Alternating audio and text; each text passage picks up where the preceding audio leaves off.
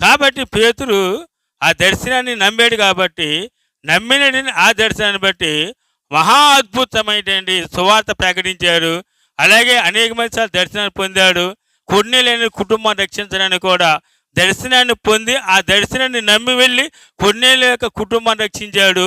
అంత మాత్రమే కాదు కానీ ఆ కొర్నేలి కుటుంబంలో ఉన్నటువంటి తన యొక్క స్నేహితులను, తన ముఖ్య స్నేహితులను, బంధువులను, ఇరుపొరి వారిని అందరూ కూడా వచ్చి ప్రార్థన కూర్చున్నప్పుడు వారందరూ కూడా పేతురు చెప్పిన బోధ విన్నప్పుడు ఆ బోధ విన్న వారందరి మీద కూడా పరిశుద్ధాత్మ కుమ్మరించబడ్డాడు. చూసారా, ఒక్క వ్యక్తి దర్శనం ద్వారా మార్పు చెందిన పేతురు ఏమైపోయాడండి?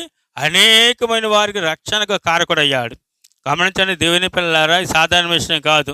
దేవుని చేత దర్శనము పొంది మనం కానీ ప్రకారం ముందు కొనసాగినట్లయితే మన జీవితాల్లో ఫలభరితమైన జీవితాలండి. దేవుడు మాత్రం మాట తప్పేటువంటి వాడు కాదు. అక్కడ